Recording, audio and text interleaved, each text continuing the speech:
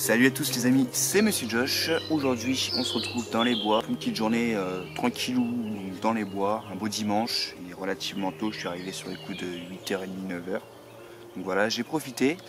Aujourd'hui on va parler couteau et je vais vous présenter donc le Fiskars, le K40, voilà.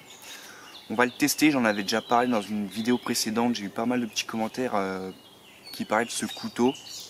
Donc voilà, bref, on va mettre ce couteau à l'épreuve, je vais vous dire un peu moi ce que j'en pense, et puis c'est parti. Alors, le couteau Fiskars qui est beaucoup comparé au Mora, au Bahco, donc voilà, vous le connaissez. Donc c'est un couteau, celui-là suédois, et Fiskars est finlandais il me semble. Voilà, Fiskars, marque finlandaise, qui fait du très bon matos, hein. La hache Fiskars, elle a fait ses preuves, on sait que c'est une très bonne, c'est de la bonne cam. Il y a la scie pliable Fiskars que je n'ai jamais testée, mais je pense qu'elle est pas trop mal. Pareil, beaucoup comparé à celle de Bahco. Mais là c'est le Fiskars donc K40 qu'on va tester. Donc vous avez un étui en plastique comme le Mora, un manche en plastique, couteau à soie. Je vais tout de suite parler donc des points forts de ce couteau. Donc c'est déjà l'étui, la rétention. Écoutez le clic. Franchement ça bouge pas, c'est bien conçu, j'aime beaucoup. L'étui est vraiment pas mal. Donc pour la rétention il est vraiment très bien. Le couteau en lui-même, le manche, j'aime beaucoup la prise en main. Enfin, qui est bien dodu, qui prend bien la main. Avec le petit finger choice, voilà, qui protège bien. J'aime beaucoup la forme de la lame, un petit peu style poignard. Je sais plus comment on dit, il y a des termes pour les pointes, mais celle-là j'aime beaucoup. On a un petit truc ici là, hop, donc ça s'enlève et dedans on peut y glisser un peu d'amadou, de la ficelle. Enfin voilà, on a un petit compartiment qui est très sympathique. À l'intérieur on peut voir la soie d'ailleurs. Voilà, ça c'est plutôt bien. Le couteau il coupe pas trop mal. Maintenant on va passer au point négatif de ce couteau. Je reviens. Donc sur l'étui, le pince sans ceinture, il est dégueulasse, il est affreux. J'ai mis du scotch parce que je sais qu'il va se casser un jour ou l'autre, ça se plie. Vraiment le pince sans ceinture, il est minable. Un autre point négatif, à mon goût, c'est le tranchant, les moutures. De loin, quand tu achètes le couteau, tu penses que c'est une émouture scandinave. Je sais pas si on va bien voir. En fait, pas du tout. L'émouture a l'air concave, donc assez creuse, donc très fine, avec un tranchant en V, style couteau de cuisine quoi. Donc bon, un peu déçu sur ce coup-là. Et puis apparemment, la robustesse de ce couteau est vraiment pas terrible. Donc on va le mettre à l'épreuve, je vais lui en mettre plein la gueule, comme si c'était un Mora. On va voir s'il résiste. Allez les amis, on va commencer par tester le tranchant de cette lame, avec des petites coupes droites.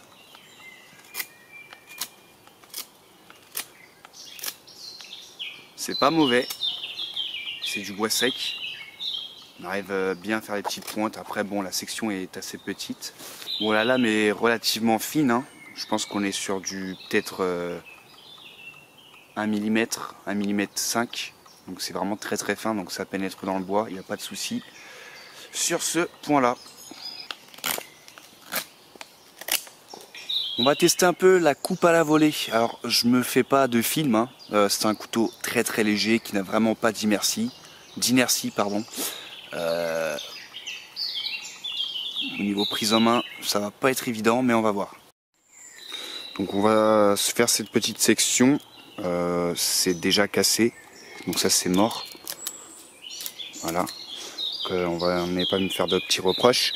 On va s'attaquer à cette section là et on testera aussi avec le Mora, voir quand même si le Mora est capable de passer à travers. C'est parti.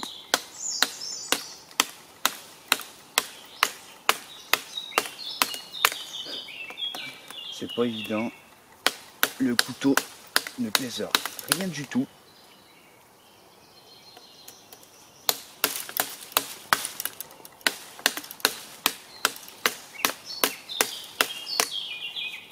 Bon.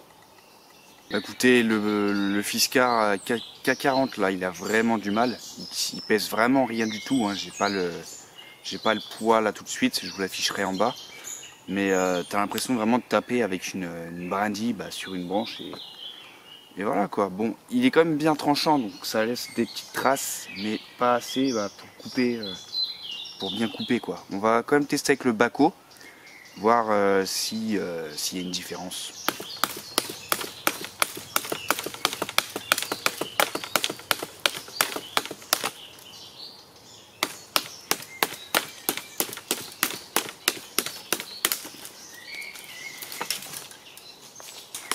Clairement, ces deux couteaux ne sont pas faits pour bâtonner, on va pas se mentir. Maintenant, le Bahco est quand même bien plus lourd, donc un peu plus d'inertie. Le tranchant, donc les moutures scandinaves, fait largement ses preuves. Donc voilà, pour le Fiskar, coupe à la volée, c'est zéro quoi. Et on va passer au bâtonnage, donc sur une bonne grosse section quand même. Et c'est ça que ça va me faire un peu peur.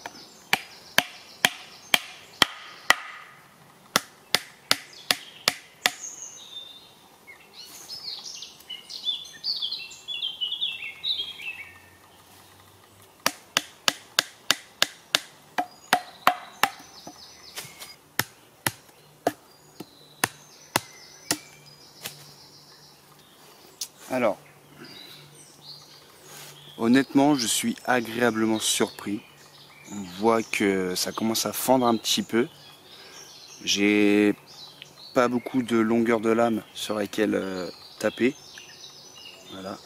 Maintenant, la finesse de la lame fait que ça pénètre très très bien.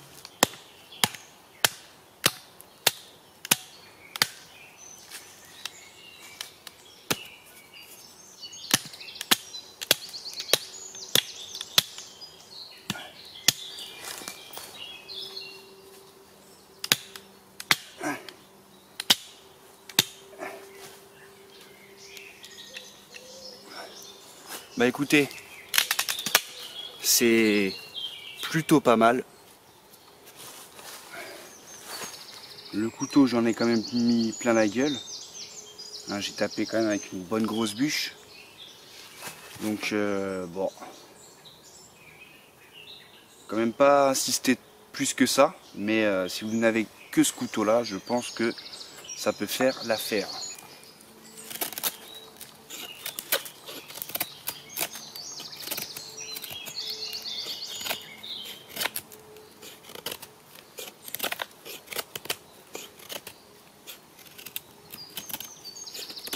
Bon, je pense que le tranchant l'a quand même bien pris dans la gueule.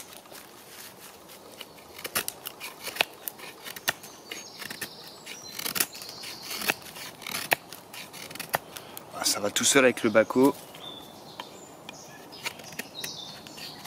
Ça galère un peu plus avec le Fiskar. Je sais pas si vous allez voir, mais on a quand même quelques chips. Bon, rien de grave, hein, ça se rattrape avec la pierre des C4. Mais voilà.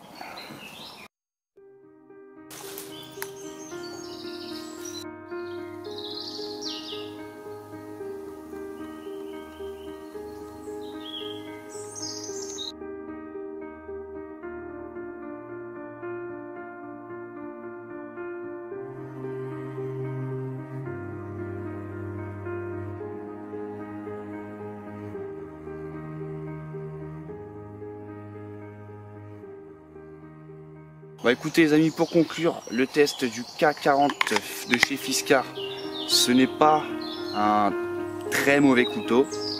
Il y a beaucoup mieux au même prix, notamment le Bahco, le Mora. Maintenant voilà, si vous l'avez par chance, vous l'avez, ça peut faire le taf. Maintenant je pense que c'est quand même un couteau qui va être plus approprié aux tâches de jardinage ou à la pêche, pour couper une ligne, pour éviscérer un poiscaille ou écailler. C'est très très bien. Maintenant pour le bushcraft, je le déconseille. Mais voilà, c'est quand même un bon couteau, une bonne lame, enfin une bonne lame. Voilà, c'est quand même un très bon fabricant Fiskar, mais pas pour le bushcraft. Sur ce, j'espère que cette vidéo vous aura plu. Je vous invite à laisser un petit commentaire pour me dire ce que vous pensez de ce couteau. Si vous avez des choses à dire, n'hésitez pas. Likez la vidéo si elle vous a plu, abonnez-vous. Je vous dis à la prochaine pour une nouvelle vidéo Bushcraft. Et puis prenez soin de vous. Ciao.